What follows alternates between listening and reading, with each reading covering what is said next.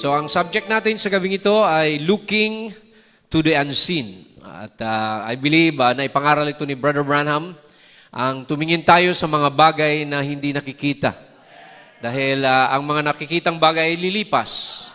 But those that are unseen, amen, are eternal. Amen. So kaya tayong lahat ay tumayo at ating pong basahin ang ating scripture for this evening. And we welcome everybody once again. At ito po ay matatagpuan sa Hebrews 11, verse 1 to 3. Pati 6. Dinagdag ko. Sabi po rito, now faith is the substance of things hoped for, the evidence of things not seen. So faith is the evidence of things that you do not see. For by it the elders obtain a good report. Through faith we understand that the worlds were framed by the word of God. Sa pamamagitan ng pananampalataya, naunawaan natin na ang mga sanlibutan, ang galaxy, ay inanyuan, hinulmahan ng salita ng Diyos. So the things which are seen were not made of things which do appear. Lahat daw ng nakikita natin ay gawa sa mga bagay na hindi nakikita. But without faith, it is impossible to please Him. For he that cometh to God must believe that He is, and that He is a rewarder of them that diligently seek Him. Amen. So we read here in the Bible that without faith, it is impossible to please God. So faith is the evidence of things that we cannot see. That is how we are saved. Sabi ng Bible, it is by grace that we are saved through faith. Sa biyaya, tayo naligtas sa pamamagitan ng pananampalataya. So, you cannot be saved without believing God's Word. Because no matter how impossible things are, pag sinabi ng Diyos, mangyayari ito. Amen. We know that the Word of God will fulfill all things that has been written in the Bible. Gaya na lamang na a virgin shall conceive, di ba? How can a virgin conceive? See? So, maraming bagay sa Biblia na kailangang mag-amen lang tayo pag sinabi ng Diyos. Kasi yan ang sabi, we look at the things that we do not see, but they're true. God, you cannot see God, but there is a God, amen, that rules the universe. Amen, that controls everything. Amen. Walang bagay na nangyari sa mundo na hindi alam ng Diyos. Actually, He is the author and finisher of our faith. He is the Alpha, He is the Omega. So kaya sa gabing ito, sabi ng Bible, set your affections on things above. Madalas tayong lahat ay nababagabag sa mga bagay na nakikita natin, na nadaraman natin, physically, materially. But sabi ng Bible, tayo ay tumingin sa taas. If ye then be risen with Christ, seek those things which are above, where Christ sitteth on the right hand of God. Yan ang sabi sa Colossians 3. Set your affection on things above, not on things on the earth. So kung tayo lamang ay laging nakasalalay sa mga bagay na nadarama ng ating five senses, we will be most miserable. We have to believe what our sixth sense tell us. Yung pang-anim na pandama, yan ay faith. Sabi dito, for ye are dead, and your life is hid with Christ in God. So, ibig sabihin, tayo ay namatay na sa sarili nating mga karunungan. When you accept Jesus Christ, amen, you deny yourself, you take up your cross, and follow Him. See? At sabi rito, when Christ, who is our life, shall appear, then shall ye also appear with Him in glory.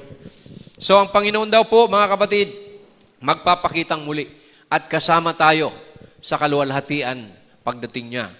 Kung tayo ay magtitiwala sa Kanya, tayo ay, sabi ng Bible, ay maglilingkod sa Kanya, delight yourself in the Lord.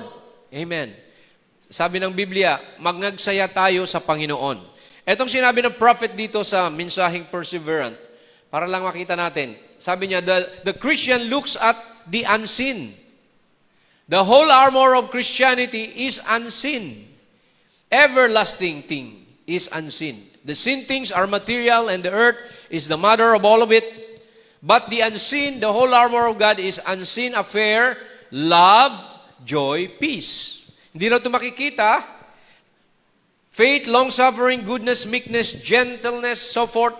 God, the Holy Spirit, all that is unseen, and that's the lasting things, the eternal things. That's our whole armor. So, kaya doon daw tayo tumingin sa mga bagay na hindi nakikita.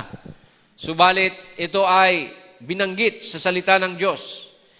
Everything the Christian can depend on is the unseen, the promise of God, and we look at something that we don't see with our eyes.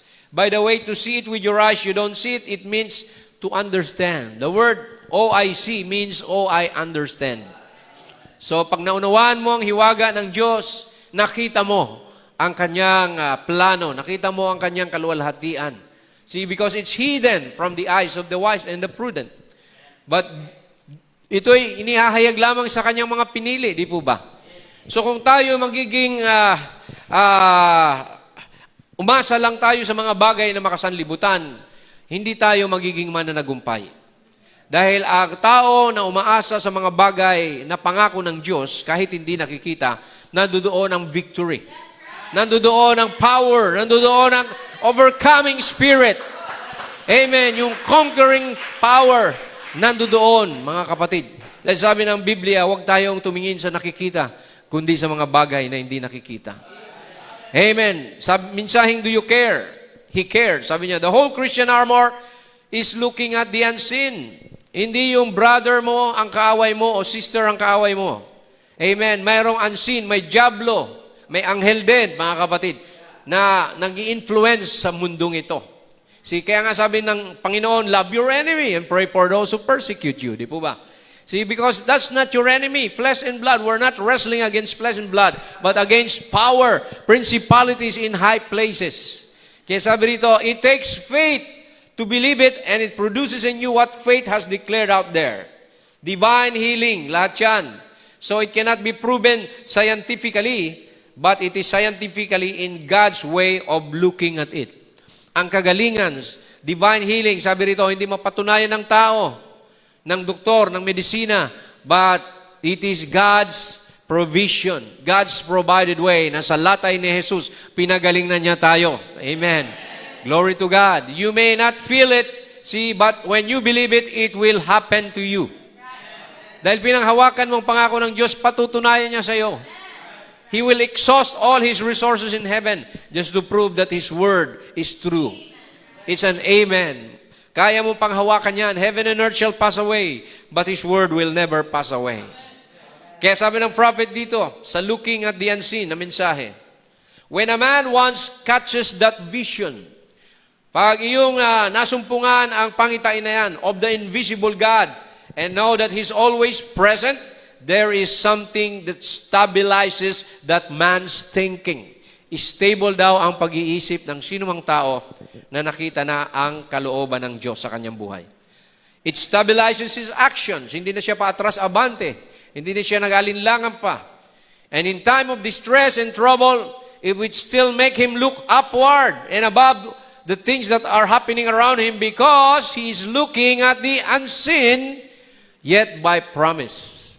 So tayo ay tumitingin sa pangako ng Diyos na kailanman hindi niya tayo iiwanan ni pababayaan man. Do you believe that? Amen. Jesus promised to never leave you nor forsake you. So ano pang hihigit pa dyan, mga kapatid? Ano pang hihilingin mo? See, kundi magpatianod ka lang sa kalooban ng Diyos. Amen. Maniwala ka lang no matter what. Even the Hebrew children in their trial, the fiery furnace, but Jesus was there already, the fourth man in the fire. Daniel, he was thrown in the lion den. So, subalit, see, the lions had no power over Daniel because the power of the supernatural was there. Amen. So, ito pa ang sinasabi rito sa Mateo 6:19. Tayo raw ay mag-impok ng mga kayamanan sa langit. Lay not up for yourself treasure upon the earth, where moth and rust doth corrupt, and where thieves break through and steal.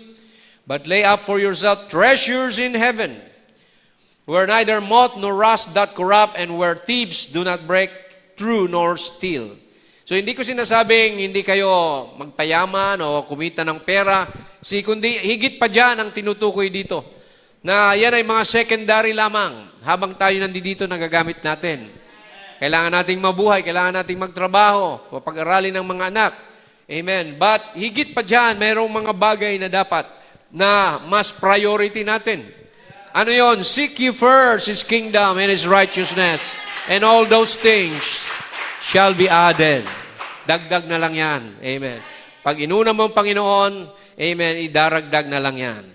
Amen. Magpatuloy tayo sa quotation kasi tayo mga message believers. Amen. For where your treasure is, there will your heart be also. Dito sa an absolute, sabi ng prophet, and sabi niya rito, praise God, and every woman that has an experience with God has met the same pillar of fire upon the sacred grounds of your heart. Na-meet mo rin palang pillar of fire. If Moses met the pillar of fire on the burning bush, ikaw din, kapag nagkaroon ka na ng karanasan sa Diyos, ang pillar of fire pala ay na-meet mo na siya sa puso mo. So there's no theologian, no devil, nothing. Paul said, nothing present nor future, death, sickness, or sorrow can separate us from the love of God. Dumating man ang mga pagsubok, dumating man ang mga pag-uusig. See? It's a typos, sabi niya. Nothing can separate us from that love of God. That's in Christ Jesus. You know, something happened. Alam mo may nangyari sa iyo. Walang makaagaw niyan sa iyo sa pananampalatayang yan. Amen. Kahit yung iba umayaw na, kahit yung iba ay tumalikod na sa Panginoon, pero ikaw ay magpapatuloy. Dahil alam mo na tinawag ka, pinili ka ng Panginoon, and it's an individual affair between God and you. Amen. It's not a group revelation, ito ay individual revelation. Bawat isa sa atin, every man must be born again, sabi ni Jesus. Except a man be born again, he cannot enter into the kingdom of God. Sabi niya rito, you and God become one. He is in you, and you are in Him. And at that day, you will know that I am in the Father in me, I and you in me. You are tied to Him. So kung ang Diyos ay kasama mo, sino ang babangga sa iyo? If God be for us, who can be against us? Sabi ng Bible. Diba? So kaya, pag kasama mo ang Diyos, wala kang takot, wala kang pangamba.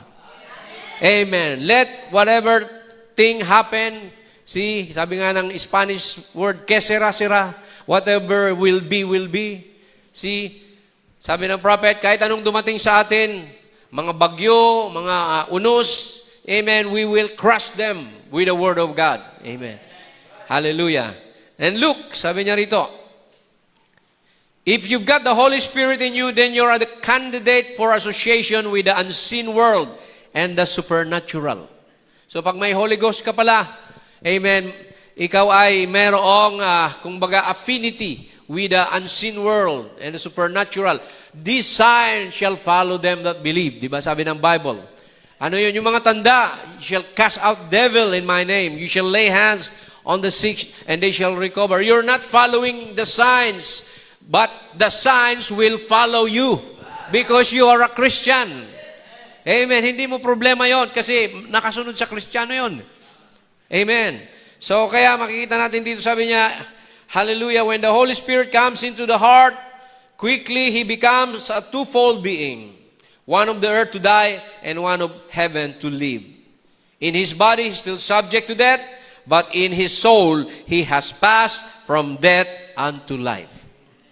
Amen. In His body, He has contact with His five senses. In His spirit, He has a contact with God through the Holy Ghost. And the angels of God visits them. Ang mga anghel ng Diyos pala, binibisita tayo, mga kapatid. Speaks with them, nangungusap sa inyo. And they are messengers sent from God to reveal, to bring messages from God to the individual. So yan ang sinabi ng prophet, mga kapatid, and we can only say amen. So iba-iba ang dealing ng Diyos sa atin. But I believe, amen, isa lang ang Holy Spirit na nagdi-deal sa atin. So kaya ang sabi niya dito, there's no limit to the believer. Basahin muna natin itong Psalms 37. Sabi rito, delight thyself in the Lord. So, hindi sinabing delight thyself in the world. So, ang ating kaligayahan, ang ating kagalakan ay dapat sa Panginoon, sa paglilingkod sa Kanya. Amen. Dahil pag ginawa mo yon, and sabi rito, He shall give thee the desires of thine heart. So yan ang kondisyon ng Panginoon. Magalak ka. Magsaya ka tuwing may gawain, tuwing may fellowship. Hindi yung nakasimangot ka, hindi yung nalulungkot ka, namumroblema ka. Amen. Delight thyself in the Lord. And commit thy way unto the Lord. Trust also in Him, and it shall bring it to pass. So commitment and trust is very important. So you cannot be a true Christian if you have no trust in God. Kung wala kang tiwala sa Panginoon, wala kang faith. Anong meron ka? Doubt. Kaya sabi ng Bible, doubt is unbelief. And that is sin. If you doubt God, amen, that is sin. That is disobedience. And that leads to rebellion. Okay, basahin natin ito. Sabi niya, by faith we see the rapture. So ang rapture pala, hindi yan natural thing. It's by faith. Kaya nga tinawag na rapturing faith. When faith, sabi niya, you walk by faith by the unseen. I see a church going in the rapture. I see Jesus coming for His bride. I see a little neglected bunch of people who are laughed at and made fun of go in a rapture one day. I'd rather be with them than all the groups that I know of in all the world. For by faith we see by the unseen sure, mga kapatid. So ilan lang ang nabuksan sa mga bagay na makalangit. Hindi lahat. For it is foolishness unto the natural man. Amen. But to the spiritual man, alam natin na ito ay tunay, ito ay existing. Amen. So kung meron kang karamdaman, sabi ng Bible, don't believe the symptoms. Go on. Amen. Huwag kang makinig sa mga sintomas. Itong sabi ng prophet, they are lying vanities, symptoms. Amen. They are lying vanities. Don't receive them. Don't have nothing to do with them. If you look to them, you're looking away from God. We look at the unseen, not at what we see. Amen. No one could look at what they see and be a Christian. You've got to believe the things that's unseen, for it's by faith are you healed, not by sight or by feeling. Ang kagalingan pala dumarating sa atin sa pananampalataya, sa pamamagitan nito. Hindi sa pamamagitan ng paningin o sa pakiramdam o pandama. Amen? Sabi niya rito, you look at your symptoms. Symptoms are one of the greatest hindrance God has to work with, is symptoms. Naalala niyo yung bulag na lumapit kay Brother Branham. Nagpapanalangin sa kanya on a prayer line, and then sabi ni Brother Branham, naniniwala ka ba na magagaling ka pag napanalanginan ka? Yes, I believe. And then pinanalanginan siya ng prophet. I pray for you and be healed, go and see no more. And then umalis na siya, mga kapatid. And then paglabas niya, bulag pa rin siya. So sabi niya, pipila uli ako. Pumila uli, mga kapatid. Sabi ni Brother Branham, ikaw na naman? Kala ko ba naniwala ka na? Sabi niya, yes, pero hindi pa ako nakakakita. Sabi ng prophet, don't believe the symptoms. Only believe that you're healed and it will come to you.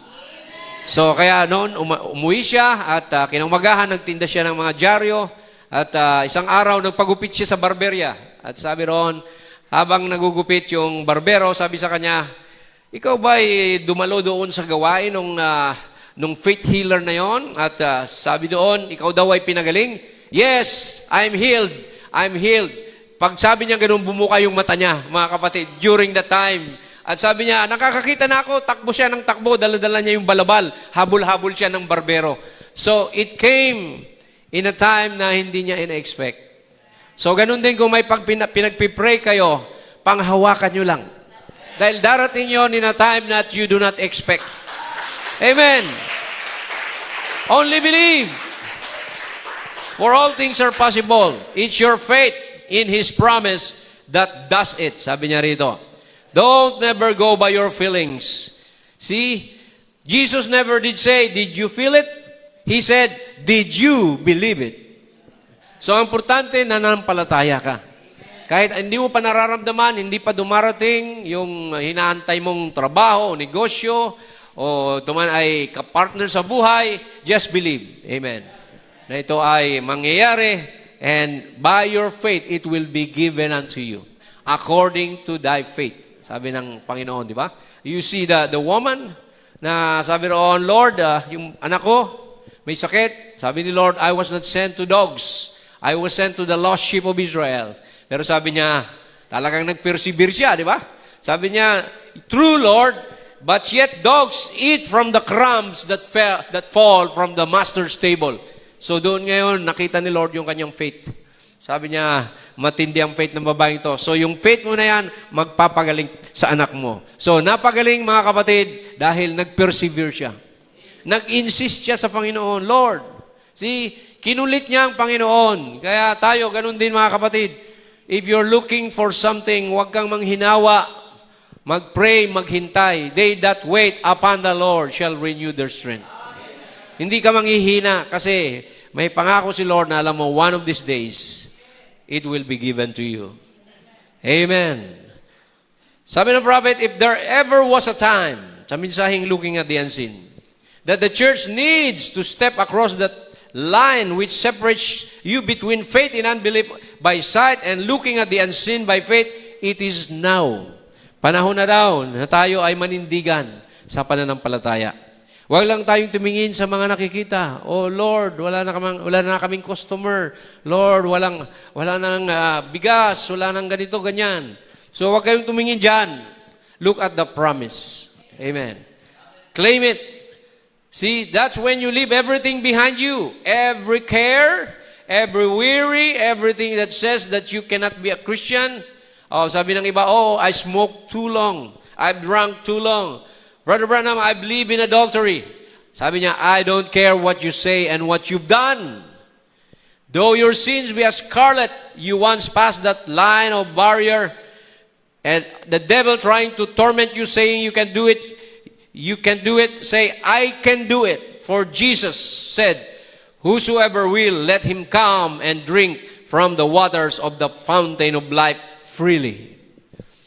Jesus is inviting every one of us. Huwag tayo manatili sa lusak ng kasalanan kung meron man tayong mga kapatid dito na hindi pa nakatanggap sa Panginoon. See, don't let the devil hinder you to serve the Lord. Kailangan ibigay mo ang sarili mo, isuko mo ang sarili mo, doon mag-uumpisa ang Panginoon. Because without faith, it is impossible to please God. Malulugod ang Diyos kapag kayo naniwala sa Kanyang salita. Ilang quotation pa, sabi niya rito, sa why are people so talks about. I said, the Christian faith is based solidly upon rest. Madalas natin itong binabasa, pero maaaring din natin naintindihan. Ang tunay daw na panampalataya ng isang Kristiyano nakasalalay sa kapahingahan. Di ba sinabi ni Lord, come unto me and I will give you rest? So, anong ibig sabihin ng rest? Kapanatagan. Hindi ka na nabagabagabag. You're not worried. That's right. A Christian is not tossed about. Ang isang Kristiyano ay hindi yung pinapapaling-paling na kung saan ang daloy ng hangin o ng tubig, parang water lily. Sabi niya rito, a Christian doesn't run from place to place. A Christian doesn't fuss and fume. Hindi nakikipagbalitaktakan, nakikipag-away isang Kristiyano and worry about things. Hindi ka nag-aalala sa mga bagay-bagay. A Christian rest, it's all over. It's all finished for the believer at Calvary. Lahat ng ginawa ni Lord sa Calvary, para sa iyo yun. You're a beneficiary of what He has won there. Anong ginawa niya doon? Niligtas niya ang kaluluwa mo at pinagaling ang karamdaman mo. Amen. So yun ang sabi ng Biblia, He was wounded for your transgression, our transgression. He was bruised for our iniquity. The chastisement of our peace was upon Him, and by His stripes we are healed. Pinagaling tayo, body, soul, and spirit. Oh, sickness may come. Sabi ng prophet, dumating man ang karamdaman, maring sinisipon ka, inuubo ka, may rayuma, kung ano pa, dumating man yan. And disappointment, dumating man ang mga kalungkutan. But the Christian is at rest. Ang Kristiyano ay panatag pa rin. Knowing this, alam niya that God is able to keep that which He has performed. Knowing that no matter what the thing is and how it looks, there is neither sickness, sorrow, death, there is neither starvation or anything that can separate us from the love of God that's in Christ Jesus. We are at rest. Sino ba at rest ngayon? Sino bang may tiwala sa Diyos sa gabing ito? Amen. You don't worry. You don't fear. Amen. Because all things work together for good to them that love the Lord. And to them who are the called according to His purpose. Panghawakan natin yan. All things. Walang malas o swerte sa isang Kristiyano. Lahat yan, pinahintulot ni Lord. Amen. Praise God. Amen. So, sabi rito, we are at rest. Just let the old ship toss anyway she wants to. The anchor holds. Nakaangkla tayo sa Panginoon. Amen. Dumating man ang unos. Amen. I'm anchored in Jesus. Sabi ng kanta. Hallelujah. Hallelujah. Praise the Lord. Ganun tayo dapat, mga kapatid. Yan ang victory. Yan ang conquering power sa isang Kristiyano. Amen. Be at peace. Sabi nga ng Bible, be still and know that I am God. Pag sinabing still, relax lang. Don't worry. Be still and know that I am God. Sabi niya kay Moses, why cry, Moses? Speak. We are given the spoken word power. Salitain mo, you can create your own atmosphere, sabi ng prophet. Kaya mong baguhin, maguluman ang paligid mo. Amen. Kaya mong maging masaya dahil you have your own, you create your own atmosphere. Heavenly atmosphere. Amen. Okay, let's look at Abraham. Dahil sabi rito, Abraham, as we know, was a pilgrim.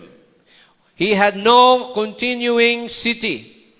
Sabi ng Hebrews 11:8, by faith, Abraham, when he was called out to go into a place which he should after receive for an inheritance, obeyed, sumunod siya, kahit di niya alam kung saan siya tutungo. And he went out not knowing whither he went. But by faith, he sojourned in the land of promise, as in a strange country, dwelling in tabernacles with Isaac and Jacob, the heirs with him of the same promise. For he looked for a city which had foundations, whose builder and maker is God. Anong city yon? That's the pure gold city. Amen. Yung pupuntahan natin sa rapture, mga kapatid, yun ang hinahanap ni Abraham. Because Abraham was our father in faith. And we are the royal seed of Abraham. We are joint heirs with Jesus Christ. Amen. Kaya wag tayong malungkot, wag tayong manghina. Amen. Magpatuloy tayo dahil nandito ang kalakasan sa salita ng Diyos. Abraham got a glimpse of the unseen, sabi ng prophet. Abraham never looked at what his eyes would see. An old, wrinkled woman. Tinignan niya si Sarah, kulubot na. Many years past the time of life to have children, but he looked at the unseen, and he saw Isaac. Amen. By faith he saw Isaac, and he, after looking to the unseen, he called those things which were not as though they were. Itinuring niya yung mga bagay na hindi nangyayari na ito ay totoo at mangyayari. He got a glimpse of the unseen. By faith he saw it, and the Bible said he endured as seeing the invisible God with him all along the road. So ganun, mga kapatid, Abraham was justified by faith. Amen. Dahil sa pananampalataya, pinangakuan siya ng Panginoon ang magiging mga bunga mo ay kasing dami ng bituin sa langit at kasing dami ng buhangin sa dagat. See? So kaya makikita natin na tayo'y bahagi noon, mga kapatid. Praise God. Si Joshua, let's look at Joshua. Looking at the unseen pa rin, ang message. Sabi niya rito, 40 years later after he had entered into the promised land and being the great military general, when his first battle, his enemies has walled into a place where there was no way for him to get to them, but by faith, he looked to the unseen. Amen. Paano mo gigibain? How will you destroy that wall of Jericho na napakakapal, sabi ng prophet, 2 karwahe pwede magkarera sa ibabaw nung paikot na bridge na yun, or not bridge but a wall. See? But he looked at the promise of God. Ang sabi ni Lord, umikot lang kayo 7 times. Paunahin nyo yung mga musician. And then sumunod yung mga high priest. Amen. At pagdating ng ikapito, amen, basagin nyo yung mga paso at patunugin yung trompeta. And that's it. Bumigay yung wall na yon, mga kapatid. Amen. No atomic bombs, no nuclear weapons used, nothing, no force, but it was God's power. When you rely upon God's power, amen, it will manifest in your life. Kaya niyang buksan ng dagat para kay Moses. Amen. Kaya niyang buhayin si Lazarus sa mga patay. So all things are possible to God, and not only to God, but to them that believe. Amen. To you also. All things are possible to the believer. Di ba? Yan ang sabi ng prophet. Walang limit. Amen. Sky. Kahit sobra pa sky is the limit. Amen. Kasi when you have faith, amen, God will make a way where there is no way. Nasukol na sila. Naalala natin si Moses. They were cornered there at the Red Sea. And we saw Pharaoh's army. Amen. They are attacking the children of Israel. But God made a way for them. Nagbukas ang dagat, mga kapatid. At dumaan sila sa tuyong lupa. Sabi ng Bible, they walk on dry ground. Hindi man lang sila nadula sa mga lumot doon. See? So, kaya makita natin, mga kapatid, God, amen, is the God of the impossible. Amen. At nung makatawid sila, nalunod lahat ng kaaway nila. So, God knows how to protect His children. Alam niya kung paano ka ingatan ng Panginoon, ilayo sa masama, ilayo sa aksidente. So don't worry. Just pray and believe. So nakita natin si Joshua dito. Tuloy natin. Sabi dito, by faith he saw the walls of Jericho laying flat on the ground. And he marched around and around in full armor, and not a doubt in his heart, but believing that God would do it. And when the trumpet sounded, and the people shouted, the walls fell, and they took the city. Why? He seen the invisible one. Nakita niya ang Diyos na makapangyarihan sa lahat. Amen. Na nandoon sa kanilang kalagitnaan. Hindi lang yun. Joshua stopped the sun. Ito po ang ilang quotation. At magtatapos na tayo. Sabi niya rito, Joshua stopped the sun. Pinatigil ni Josue ang araw. Is that true? Somebody said, all things are possible with God, nothing impossible. But all things are possible to you also. Nothing is impossible to them that believe. Kung ikaw ay believer, walang imposible sa iyo. If it's God's will for you to do it, all things are possible. Brought right down and made you, if you just know who God was. You're God's beneficiary. Well, itong sabi ng prophet, I'm afraid that the church doesn't know their authority. Ayan ang problema daw, sabi ni prophet. Hindi natin alam yung ating authority. I'm afraid that Holy Ghost-born man doesn't realize their authority that God has permitted to His church. I'll give unto thee the keys to the kingdom. Whatever you bind on earth will be bound in heaven. Whatever you loose will be loose. I give you power over serpents, over all kinds of diseases, over everything, and nothing shall harm you. Sabi niya rito, exercise your faith. Gamitin mong pananampalataya mo. Let it loose. Let God have His way. God will grant it to you. Niwala ba kayo? Na kung may faith kayo, God will honor that faith. Ang problema sa atin madalas ay, amen, we doubt whether it will happen or not. Amen. Yan ang problema ngayon sa church. Amen. We rely so much on technology. We rely on our own abilities. Nakalimutan na natin ang Diyos na mas higit na makapangyarihan ang Panginoon sa buhay natin. Kaya ano man ang mangyari, mga kapatid, I'm sure ng tunay na Kristiyano, mananatili siya sa paglilingkod sa Panginoon. Walang bagay na makakatisod sa isang Kristiyano. Amen. Dahil, amen, kumbinsido siya. Di ba, nag-preach ang prophets ng convinced and then concerned. Amen. So, yun ang pinreach niya na pag tayo kumbinsido na Iwanan ka man ng lahat. Iwanan ka man ng asawa, ng anak mo, lahat. Magpapatuloy ka. Amen. Ang kaibigan mo. See, you don't depend on their faith. Individual to, mga kapatid. See, darating ang time, may mga Judas na lalabas, di ba? He was one of the apostles. See, hanggang sa dulo, kasama siya. Pero pagdating sa dulo, doon na lumabas yung kulay niya. Di ba? So, the 70 ministers, they were, aside from the 12, they were there. They were able to eat among the 5,000. Nakakain sila, nakita nila yung miracles, kaya sumunod kay Lord. Pero nung dumating ang third full ministry, sinabi ng Panginoon, maliban na kainin yung aking laman at inumin ang aking dugo, ay walang buhay sa inyo. Natisod sila doon. They could not fathom the simplicity of the Word of God. Nang tinutukoy niyang laman doon, yung kanyang salita. Di ba? The Word of God is bread to us. He is the bread of life. And the blood means the atonement. Na hindi literal na iinumin, kundi, amen, tanggapin mo sa buhay mo. Amen. Be under the blood.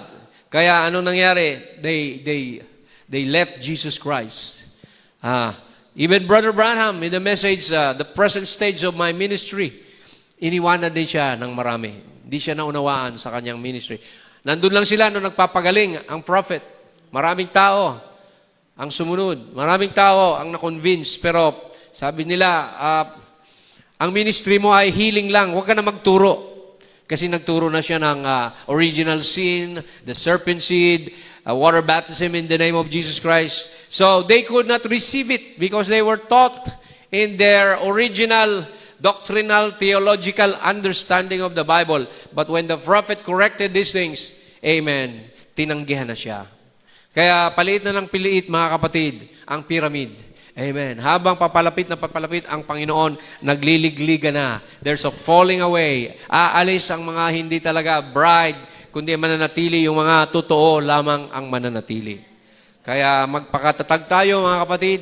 Amen. Sabi ng Bible, work out your own salvation with fear and trembling. Be sure, make diligence to make your calling and election sure. For if you do these things, you shall never fall. Amen. Finally, si Elijah, mga kapatid, look at the unseen. Sabi ng prophet, 1958, Elijah was used to walking by faith. And he was looking at the unseen at the time, all the time. And he knew that God has said in the Psalms, the angels of God are encamped about those who fear Him. That's enough for Elijah.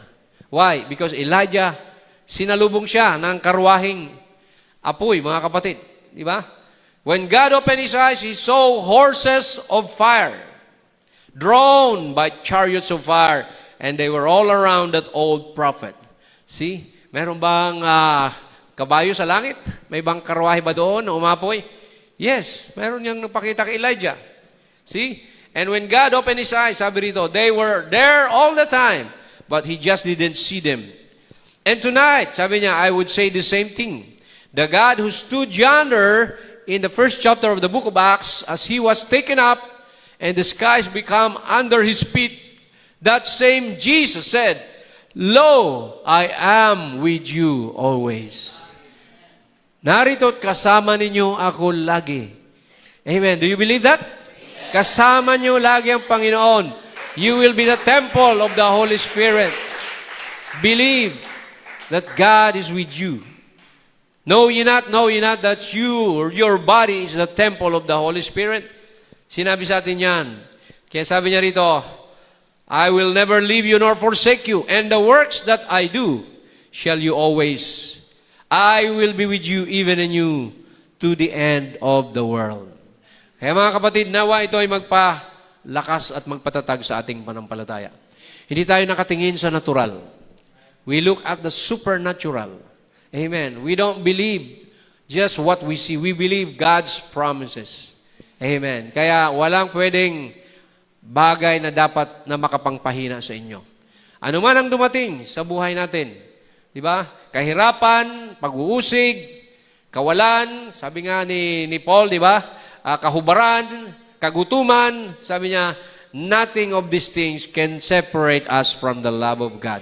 Ibig sabihin, nandyan yan talaga. Susubukin ka talaga. Amen. Pahintulutan ni Lord yan para makita yung faith mo kung hanggang saan. Di ba? So, hindi ko pag mapuno lang ang bulsa at saka ka lang masaya at nag-church, pero pag wala na, ayaw mo nang maglingkod kay Lord. Hindi ganon. Hindi dapat tayo sala sa init o sala sa lamig. Amen. Kundi tayo ay, ano man na mangyari, mga kapatid, amen, ay tapat tayo sa Panginoon. We will never deny the Lord. Amen. We will never forsake the assembly, the meeting of the saints, and the body of the Lord. Okay, last but not the least, ang ating final admonition, sabi rito, Christ, the deity. And brother, sister, that deity is in you. A little while and the word seeth me no more, yet you shall see me, for I will be with you, even in you to the end of the age. So nasa iyo pala ang deity. What is the deity? That's the divinity of God. Amen. The bride has become the Word made flesh again in the last age. Tayo na nagdadala ng presence ng Panginoon. Sabi niya, it is expedient that I go away. Because if I don't go away, the Comforter will not come. But when the Comforters come, you shall receive power when the Holy Ghost is come upon you. Ang ministry ng Holy Ghost ngayon, nasa bride. Kaya nga sabi ng Bible, the Spirit and the bride say, come. Tayo na ang final voice. Sabi ni Brother Branham, the bride under her messenger will be the final voice to the final age. So, sino pa ang magdadala ng presensya ni Lord? Tayo, mga kapatid. Bilang tao, marami tayong kamalian, marami tayong mga failures, weaknesses, mistakes, nandiyan na yan. Pero on the other side, God is with you. You are God's eyes. You are God's feet. Sabi ng prophet, you are a living monument, a walking idol. Amen. See, God talking through your mouth, God looking through your eyes. See, tayo na, mga kapatid, ang representative, mga ambassador ni Jesus Christ sa huling panahon. So, the supernatural has come down. Amen. As sabi nga ng prophet, di ba? All that the Father has, He poured into Jesus Christ. And all that Jesus Christ has, He poured into the bride. So, binasa natin, as the Father, as I am in the Father in me, I in you, and you in me. Yan ang ministry natin. Ano man ang makita natin sa isa't isa, kamalian, pero hindi pa rin mapapasubalian ang bagay na ito. That God is dwelling with each and every one of us. No matter how little you are, how uneducated, ano man ang kalalagayan mo, hindi tinitingnan ng Diyos yan. Amen. Si Lazaro, si Zacchaeus, rather, si the thief on the cross, si Magdalene, and all the others. Mga kapatid, pag predestinado ka, amen, pupuspusin ka ng Panginoon. Magdadala ka ng kanyang presensya sa huling panahon. Amen. Regardless of sino mang ayaw sa'yo o sino mang may laban sa'yo. Amen. See, pag ikaw kinalaban, Diyos ang kalaban nila. It's hard for them to kick against the pricks. Diba? Sabi niya kay Pablo, kay Saul, nung hindi pa siya nagiging Pablo, pinipersecute niya yung mga Christian. But the pillar of fire said, I am Jesus whom you persecuted. Amen. Pag pinersecute mo pala ang mga bride ng Panginoon, ang Diyos ang kalaban mo. Kaya we don't worry, amen, we don't avenge, amen, but we commit everything to the Lord. Just like David, naalala niyo si David, niduraan siya. Nung siya nakudita ni Absalom, siya ay napatalsik sa pwesto habang umakyat sila sa bundok. Kasama niyo dalawang sundalo niyang mga loyal sa kanya. Dinuraan siya ng isang pulubi. Sabi nung isa, malari, pupugutan ko na ng ulo to. Ininsulto kayo, sabi ni David. Don't. Pinahayagan siya ni Lord na gawin niya ito sa akin. So may mga chance na pinapayagan ni Lord na tayo i-down, mga kapatid. Hindi lagi tayo nasa taas. May mga chance na i-down tayo, pero bandang huli, iakyat ka pa rin ng Panginoon. Because you're an eagle. And the eaglet, sabi ng prophet, pagka tinuturuan silang lumipad, inuhulog sila sa bundok. Pagdating sa baba, kakampay-kampay sila. Sasaluhin na naman sila ng inang agila hanggang pataas naman. Bibitawan na naman. Another trial na naman sa buhay mo. And then, sasaluhin ka na naman ng Panginoon. Trial after trial. Amen. Victory after victory. From glory to glory, He's changing me. Amen. Para tayo ma-perfect. Ginagawa niya yon. Amen. So, purihin ang Panginoon, mga kapatid. Tumayo tayong lahat at pasalamatan natin siya sa kanyang kabutihan. Amen. God knows best. Amen. We may not know what the future holds. What the prophet said, we know who holds the future. That is the Lord Jesus. Amen? So, as we call on the musicians, amen, let us worship the Lord. Amen. At bago natin panalanginan ang iba pang prayer requests, amen, if you have them, just submit them. Amen. Awitan natin ang Panginoon. Let's sing that song, My Jesus, My Savior. Amen. Shout to the Lord. If you may project it on the screen. Amen. Let's sing it and worship the Lord for His goodness upon us. Amen.